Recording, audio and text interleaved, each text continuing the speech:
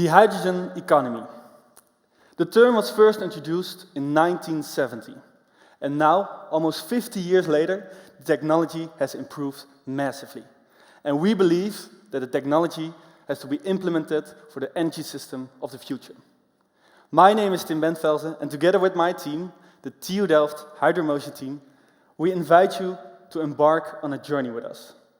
Together, we aim to push for systemic change in the maritime sector. Welcome to our design presentation. Tonight, we will elaborate on our vision for the hydrogen economy. We will be showing you what we have been doing for the last couple of months, and we can finally show you the design of our boat. But first, let's take a step back. Why are we doing this, and what is the bigger picture? The world has been changing, and not for the better. For the last 100 years, we as a mankind have been pushing the boundaries of our climate, and we went over it. We have been traveling, we have been exploring, and we have been consuming. And the effects of this have been immense. From the severe droughts in Africa, the enormous rainfalls in Asia, and the catastrophic fires in California. Climate change is changing our world with undeniable effects, making extreme global weather events more common and common. Climate change is stimulating mass immigration as it makes some parts of the world unlivable. The change is disrupting our agricultural systems, posing a severe threat to both our food and economic stability. The balance of the world has been disrupted, and we will have to find a new balance. One way of doing so is the energy transition, searching for alternative energy sources so that we can keep on exploring, that we can keep on living, but while also restoring the world for the next generation. Many industries are participating in this change, and one example of this is the maritime industry. And that is also the industry that we, as the TU Delft Hydromotion team, want to focus on and want to participate in. These ships connect our world and form the backbone of global trade. From all the products you use on a daily basis, 9 out of 10 things were transported overseas. And there is a lot of money going on in the industry as well. More than $1,100 billion was transported overseas into the EU. More than 900 billion was transported out of the EU. And the sector is expected to grow even further, with rising demand for primary resources and container shipping. But with this rising demand and this massive industry also comes complications. Because as the impact that the industry is making on global trade is also visible in its emissions. On the scale of the EU, the maritime sector is responsible for 4% of all the emissions. And at a global scale, we can see it as a combined of France, Spain, and the United Kingdom in emissions. Okay, so we have this massive industry, and we have a world that is wanting to become more sustainable. And we can all see that the maritime sector has the potential to become more sustainable. But then the question arises, because what can we, as just a group of 23 students, do about that? What is our role in this energy transition? As a foundation and as a dream team, we educate the next generation of engineers. By letting young engineers design, build, and test on such an innovative project as ours, it can bring a lot of action to the energy transition. A dream team year is all about pushing yourself, developing yourself on a technical and personal level. And next to educating, we have also been inspiring. And we've done so for almost 19 years now. We have shown the efficiency and the speed you can achieve with solar boats. And since 2006, we've been optimizing in this, and this led to becoming world champions in 2019. The 2020 boat then made a solar boat that can sail on the same power as a water cooker. But then, we wanted something different. Because you can only inspire when you push the boundaries of what is possible and what is not. So, in 2021, we decided to reshape our foundation. We went for hydrogen. And in that year, we built the world's first flying hydrogen-powered boat in the world. And we iterated on that, and last summer, in 2023, we became world champions again in the Monaco Energy Boat Challenge. As the only student-driven and as the only hydrogen-powered boat, we showed the world of the potential of hydrogen. All right, so a lot of industries are looking for alternative energy sources to use. And we, as the Hydromotion team, have a very beautiful alternative in mind. And I think you can all know where I'm going with this: hydrogen. But why? Consisting of only 2 hydrogen atoms, hydrogen can play a vital role in the energy transition. Using a process called electrolysis, water is split into oxygen and hydrogen using a supply of energy. With this process, hydrogen can store a lot of energy, almost 3 times compared to diesel in weight. And when we reverse the process from hydrogen back to electricity, the only byproduct is water, making it a very green alternative to the fossil fuels. And if we look at the general position of hydrogen in the energy transition, we can use it as a strong energy carrier. Alternative resources, renewable energy sources like solar and wind, as you all know, are not constant. They are variable. When the production of renewable energy sources is low and the demand for electricity is high, we can use that hydrogen to compensate for the shortages and generate electricity. And next to storage, we can also use it in heavy transportation, like the maritime sector, where often hundreds and hundreds of containers are shipped at once, and thus ask for powerful resources. The energy transition is ongoing, and there are a lot of ways of approaching this transition. But because the plans and the decisions that we make tonight and today have an enormous impact on the energy system of the future, we have to look at all the different possibilities, including hydrogen. All right, so we have a problem. The maritime sector, vital for the world of transportation and for our economy, has to adapt to the limitations that climate change gives us. We have been educating engineers and inspiring by making flying solar boats, by making flying hydrogen-powered boats, and by winning World Cups. But what is next? What is next for the team of 2024? How are we going to educate, engineer, and inspire for a greener future? And for those questions, I'm going to ask Charlize Frankovic on stage.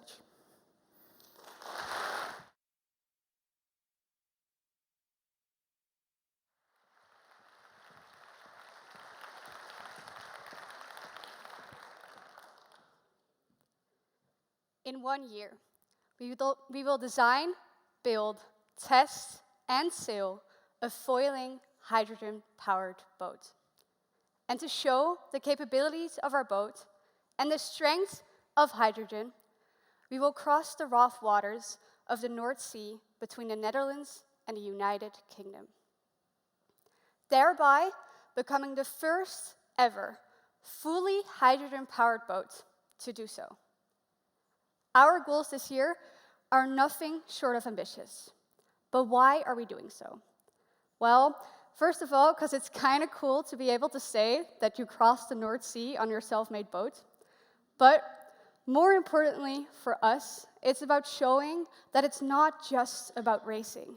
It's about the real-world applicability of hydrogen.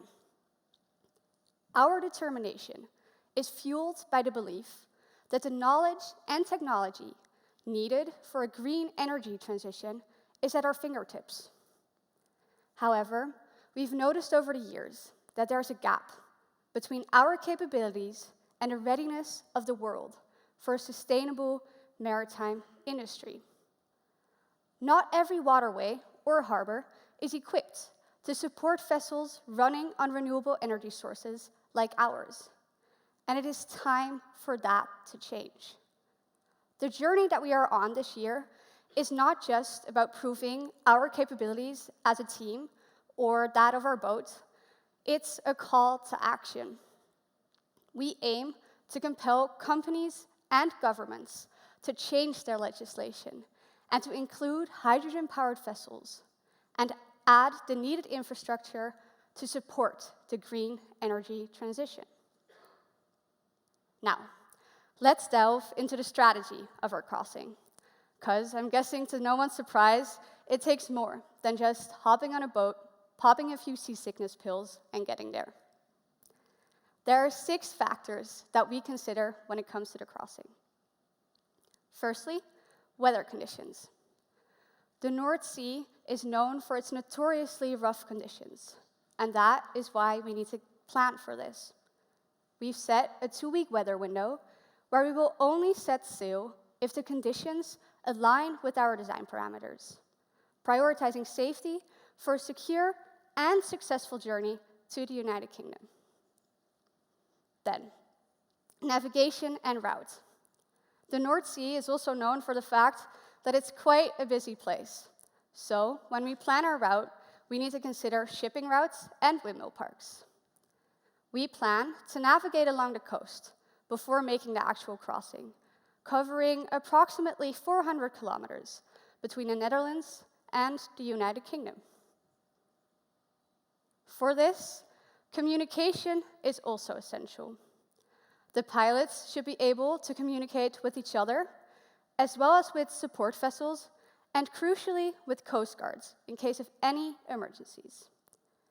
We will do this by monitoring the data in real time, as well as communicating through Maraphone and intercom. The 4th point we need to plan for are some logistical aspects, such as communicating with harbors along the way, both in the Netherlands as well as in the United Kingdom, legal requirements for entry into the UK, as well as transportation arrangements for both the team and the boat upon arrival. Because at some point we would also like to get back to the Netherlands. Then, pilot safety, because notoriously rough waves can also mean unforeseen issues. That is why we've set up escape routes and contingency plans. We will also work with pilot shifts to ensure that everyone stays focused and rested, reducing the chances of human error. And as one of the pilots this year, I must admit, on a 16-hour journey, a bathroom break also sounds quite nice. Then, lastly, support in case of any technical emergencies. We've noticed over the years that technical difficulties can definitely occur, and that it is crucial that they can efficiently and quickly be solved. That is why we are working with dedicated partners that will accompany us along our journey to efficiently solve any problems along the way, as well as aid in pilot shifts and medical emergencies. So, as you can see, what we are doing is a huge endeavor, and I'm only covering the tip of it. But we are working extremely hard to make it happen.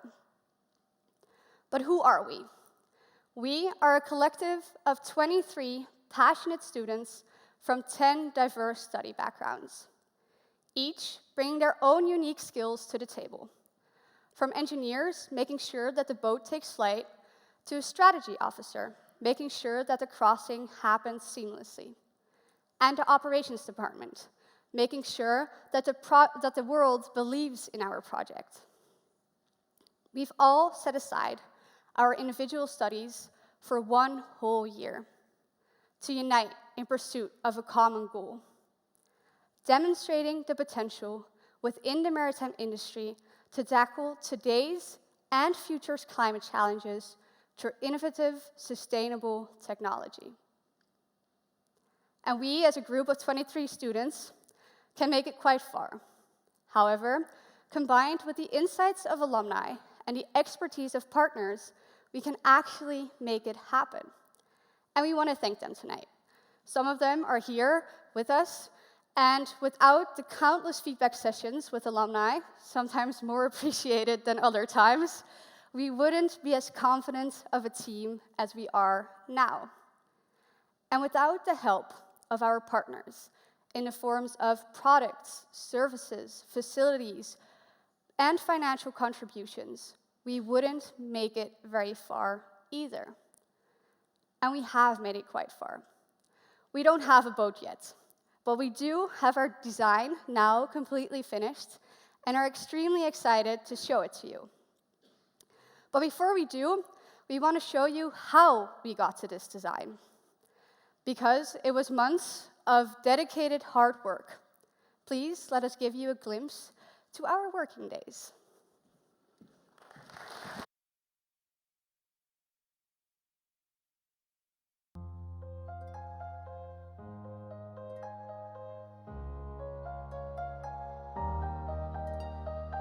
Only 4 months ago, our journey started as a group of 23 ambitious students with one common goal: building a hydrogen-powered boat within just 1 year. The first 2 weeks for the Hydromotion team were spent on defining our objectives for the coming year. We did this by having extensive discussions, compiling various ideas and looking at the challenges ahead. Deciding on the next big challenge, we raised the bar by aiming to become the first fully hydrogen-powered vessel to cross the North Sea, sailing from the Netherlands to the United Kingdom.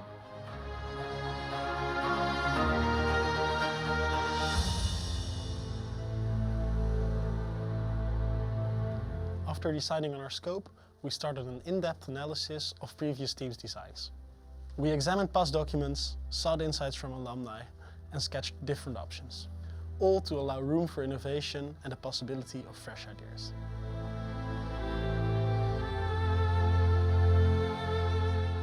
Upon reaching the end of the top-level concept phase, we had comprehensive discussions with the entire team, where we weighed all the pros and cons and selected our most promising concept.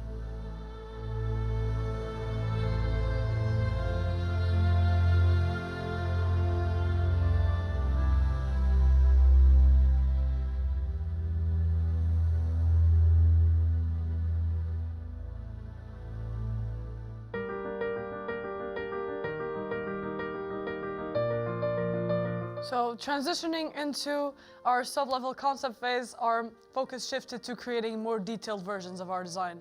And within our team, 3 engineering departments were created. Vehicle dynamics, who are overseeing all the moving compartments of the boat.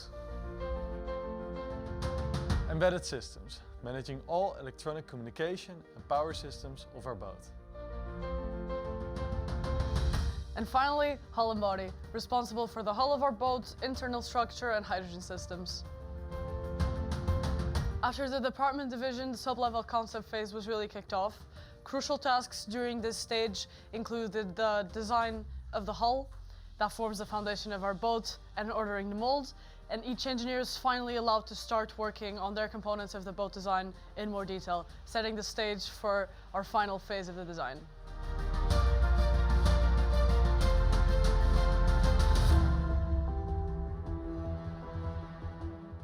During this detailed design phase, every component needed to be designed such that it could be produced and assembled into our boat. We refined our calculations, simulations and models, which allowed us to create 3D components for every part of the boat, from the large hull, struts and wings to the smallest PCBs and bolts and screws. These models were vital for iterating on the boat's structural and dynamic performance, allowing for a light, efficient and most importantly safe design ready for production.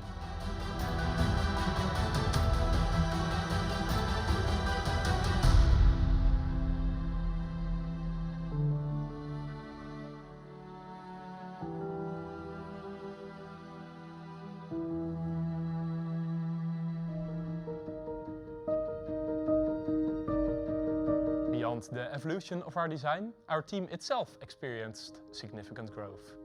We began as individuals who barely knew each other with no prior boat design experience. However, at the end of the design phase, we transformed into a well-functioning team. We've grown a lot individually and collectively, and we're now able to bring our boat to life.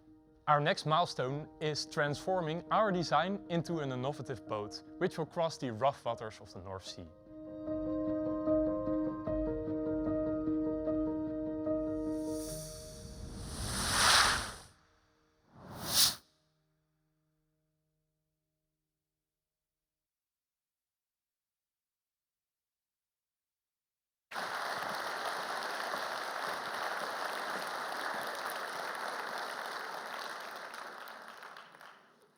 So, as you could see, our vessel is carefully created or designed by our engineers, and it isn't merely a means of transportation, but a shared vision and showcases how innovation can tackle environmental challenges.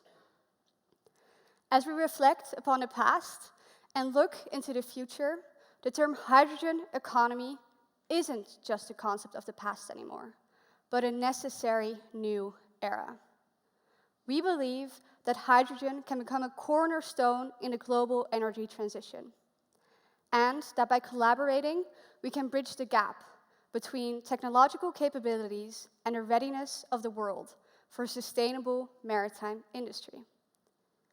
We are on a journey to design, build, test, and sail a foiling hydrogen-powered boat. And it isn't just about our capabilities, it's a call to action. Now, let us present to you the boat of the TU Delft Hydromotion team of 2024. I think I can speak for my entire team by saying that we are incredibly proud of what we have achieved so far and that we can now finally show it to you. After showing the video, two of our engineers, Timo and Juran, will go into further technical details. But for now, thank you for being a vital part of our journey, and brace yourselves for a glimpse into the future of sustainable maritime exploration.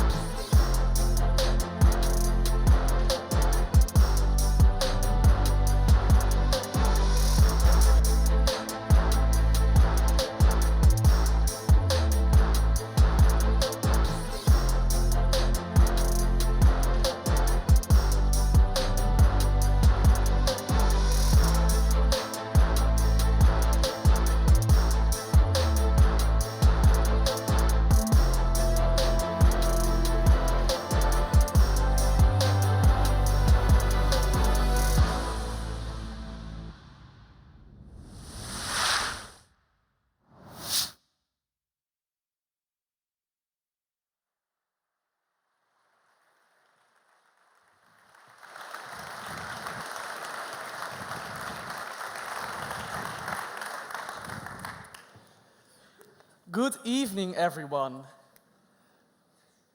We have a design. So, I am Timo, and this here next to me is Juran. And yeah, Tim and Charlize already told you about who we are as a team, what we do, and why we are doing all of this. Yeah, and after countless hours, really long days and hard work, we can finally present to you our design. And right now, Juran and I will tell you more about the technical part of our boat. As a foundation, our identity is built on creating flying boats. Just like with everything else that flies, the lighter something is, the easier it is to get off the ground. Or, well, in our case, get out of the water. That is why we try to make our boat as light as possible. To reduce weight as much as we can, we make our hull out of carbon fiber. This way, it is still strong and prepared for big impacts. Many of you have probably heard of carbon fiber, but what is it exactly? Carbon fiber is what you call a composite material. It consists out of dry fibers of pure carbon combined with a resin, a kind of plastic which hardens, and it keeps all the fibers together. Now, if you combine multiple of these carbon atoms and you put them in a flat sheet, you get what is called graphene. Graphene is a flat sheet of perfectly regularly spaced carbon atoms. This sheet is only a single atom thick.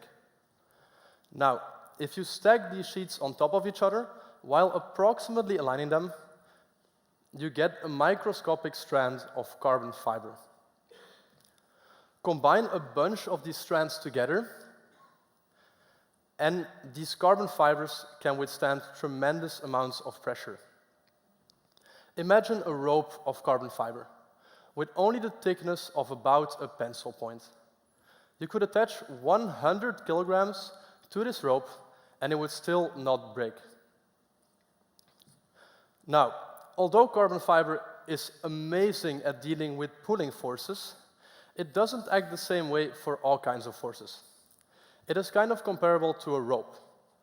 Unlike a solid rod of metal, a rope does not stay stiff when you push on both ends, but it bends. Carbon fiber acts approximately in the same way.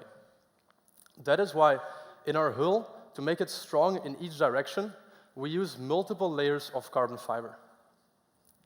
In our hull, we use multiple sheets of carbon fiber with fibers oriented in different directions. They are held together by a resin. Now, to even further enhance the strength of our hull, we use a thick layer of foam in between. Although our hull might be strong already, we also want it to glide efficiently through the water. To be able to handle the rough waves of the North Sea, we had to rethink how we can make a design that is stable yet efficient. First of all, we decided to scale up our size, making our boat 8 meters in length by 2 meters 65 in width. This allows us to stay stable even in the rougher conditions of the North Sea.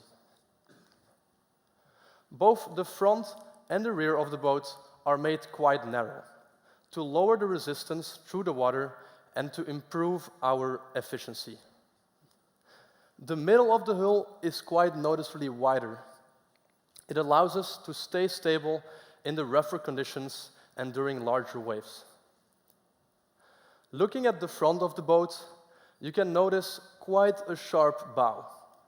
This sharp bow allows us to cut through the waves. Another noteworthy feature of our hull is our chine. A chine is a small, near horizontal strip which is located right above the waterline. It helps us to smoothly transition from regular sailing to flying above the water. Next to this, it keeps our boat stable during liftoff and also decreases the spray of water. Now, that we have gone over the composition and the hull shape of our boat, let's get into the internal systems. First of all, and most obviously of all, our hydrogen tanks. Our boat contains 3 big cylindrical tanks of hydrogen, which is the fuel that allows us to propel our boat forward. Although these tanks are longer than 2 meters in length, they only contain about 25 kilograms of hydrogen. Now, you may ask, how is 25 kilograms enough to go all the way from the Netherlands to the United Kingdom? Hydrogen is the lightest element in the world, but for its weight, it contains an insane amount of energy. 1 kilogram of hydrogen contains 3 times more energy than the same weight in, for example, diesel or gasoline. Although one disadvantage to hydrogen is how light it is.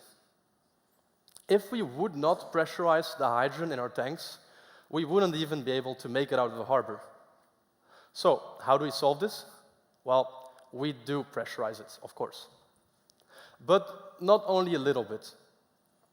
The hydrogen in our tanks is put under an immense pressure of 350 bars. Some of you sitting here right now might occasionally go diving or have gone once or twice. And when you're underneath the water, you can feel the buildup of pressure in your ears.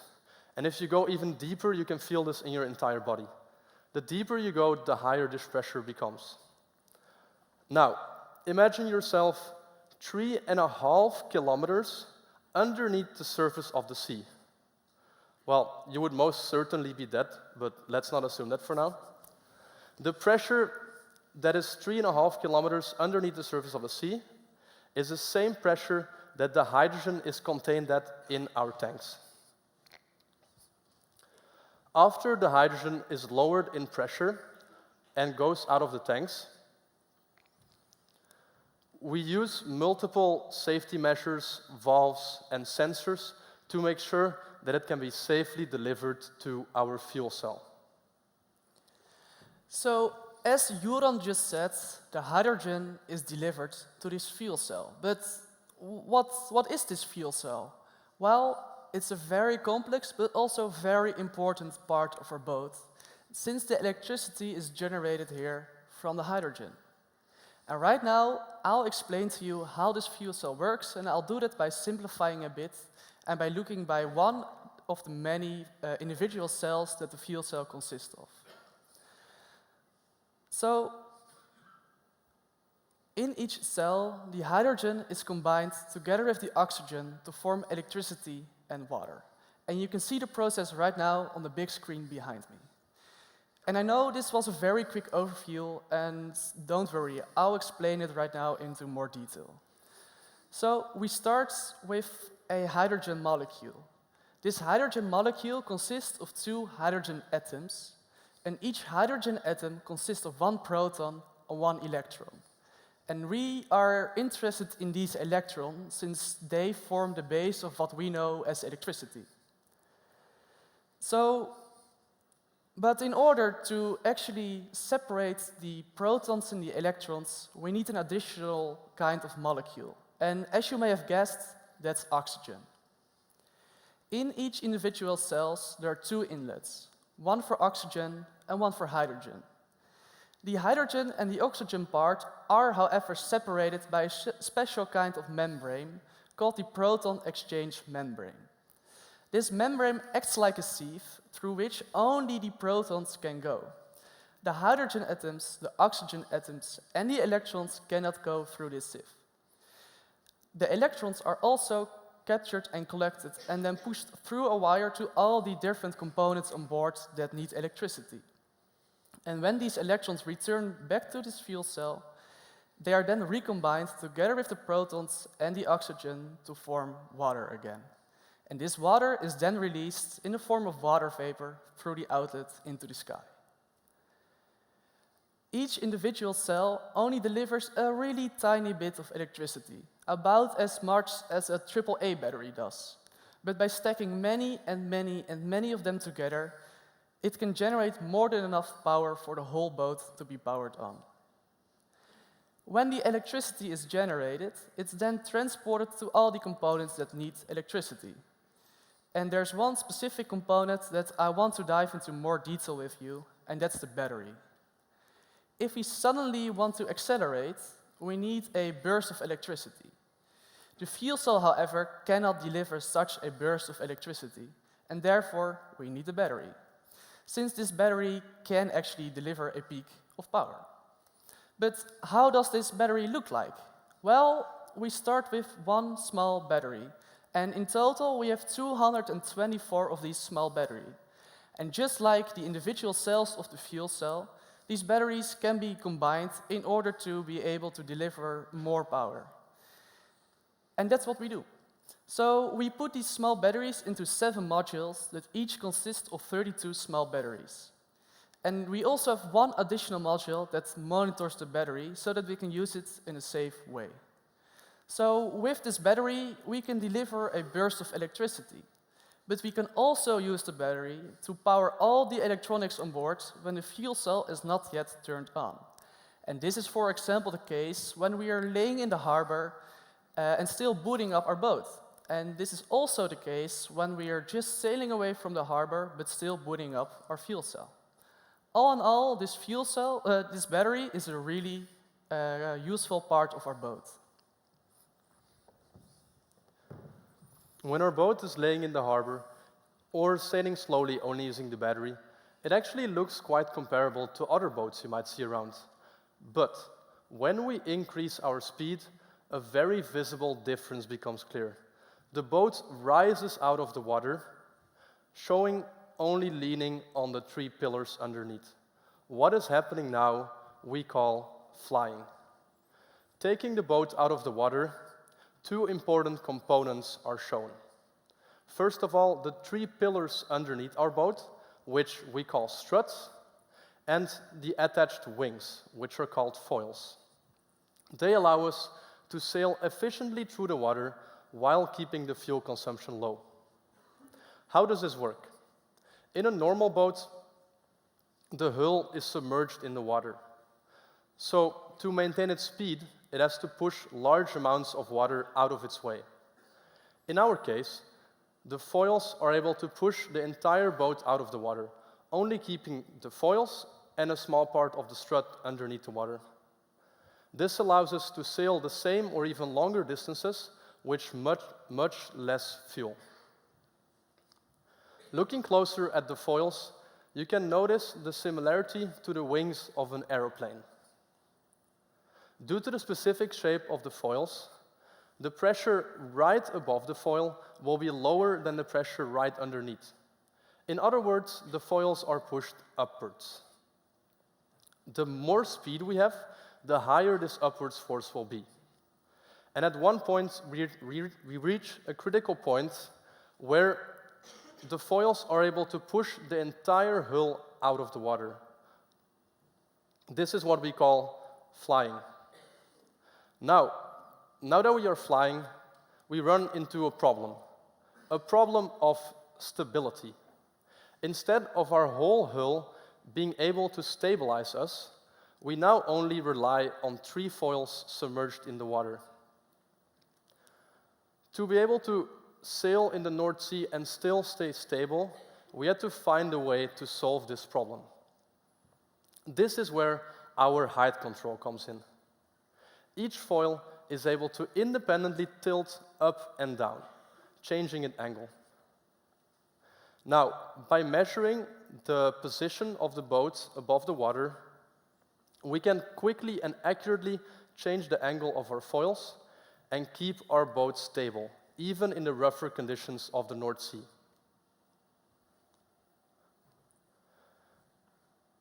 This height control works with a height control rod, which runs all the way through our strut. It tilts the foils up and down by pushing and pulling on it, adjusting the angle and changing the force that is produced. Another very crucial system that is in our strut is a part of the cooling system. Some of our electronic systems produce a lot of heat. And to dissipate this heat, we use seawater as a coolant. Cold water is sucked up from the bottom of the strut into the hull and used to dissipate the heat of these systems. Now, next to our front foils, we also have our rear foil, which includes very different components. Most obviously, we have our propeller at the bottom of our rear foil. Our propeller generates all the thrust to propel our boat forward. At a cruising speed of 40 kilometers an hour, we need a specific force to maintain this speed.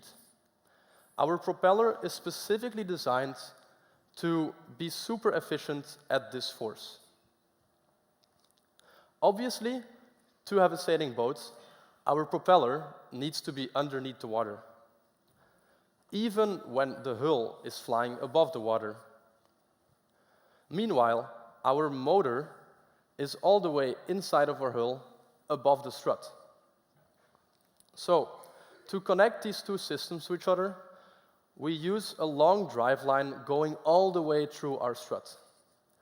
With multiple gearings and gears, we can transfer the force from our motor through the strut and finally to our propeller.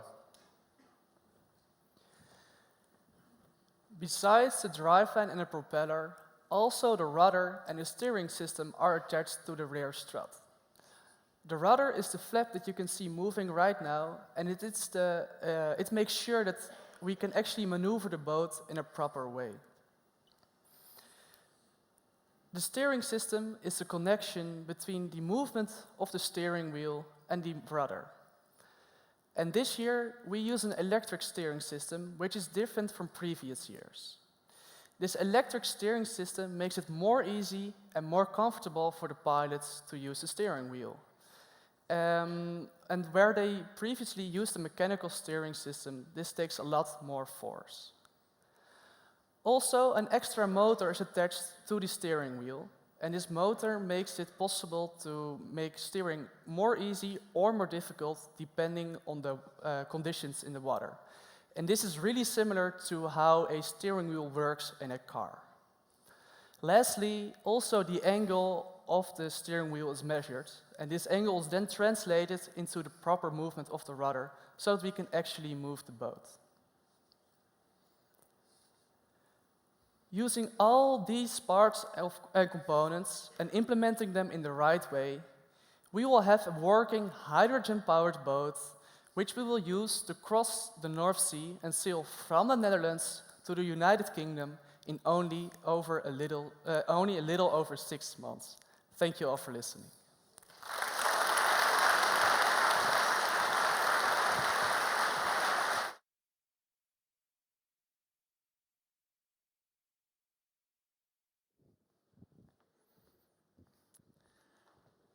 Thank you, Juran, Timo, and Charlize.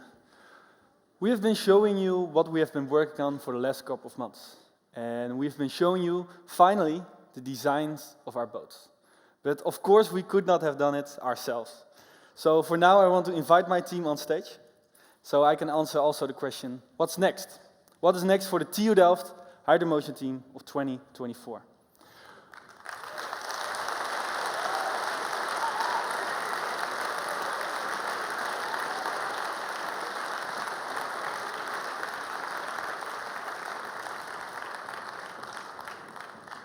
We are now amidst our production phase, meaning that all the different components that we made behind the computer will now actually come to life.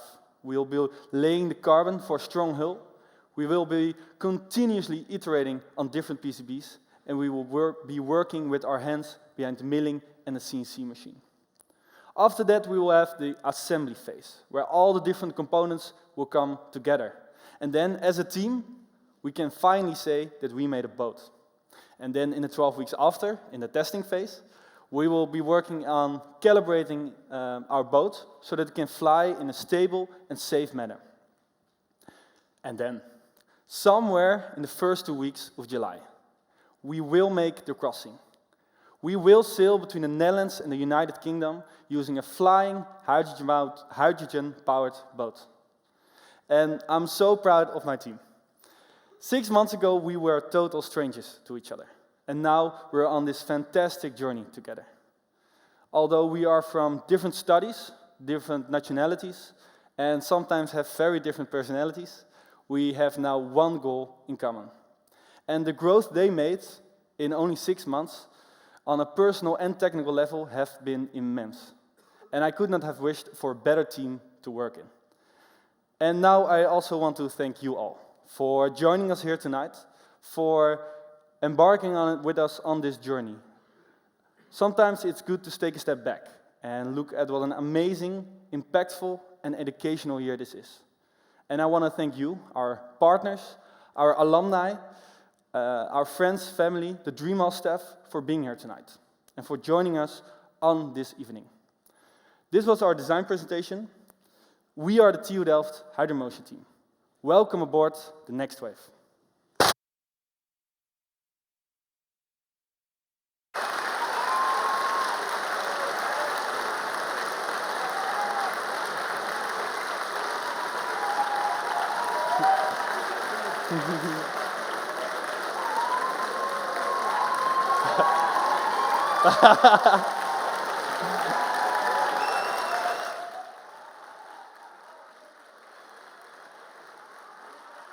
Gezellig bij elkaar?